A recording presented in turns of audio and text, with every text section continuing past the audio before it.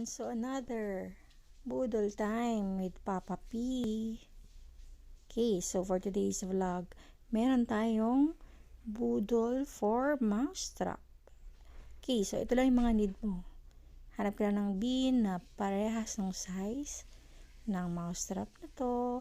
Available nga pala siya sa Shopee. So ayan, meron siyang dalawang hagdanan para sa mga mouse. Okay. Hanapin lang natin saan siya ilalagay. Medyo nahirapan na si Papa P. Hanapin.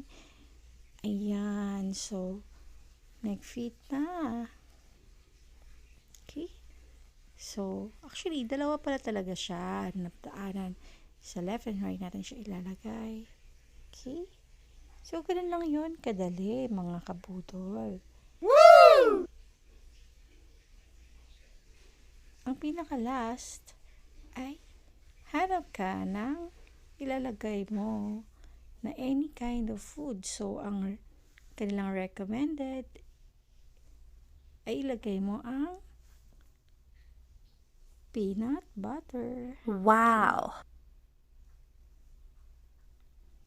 So, ayan. Maglalagay na tayo. Any amount. Basta, kayo na bahala kung gaano kadami ilalagay nyo, no? Okay. Medyo mahirap pala siya ilagay. Okay? Ganyan. So, may makulit na pusa. Excuse me.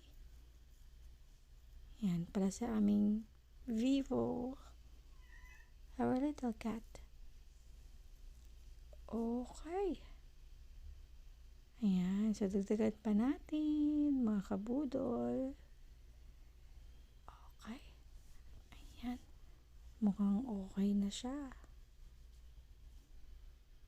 So, we'll give you feedback sa ating mousetrap from Shopee.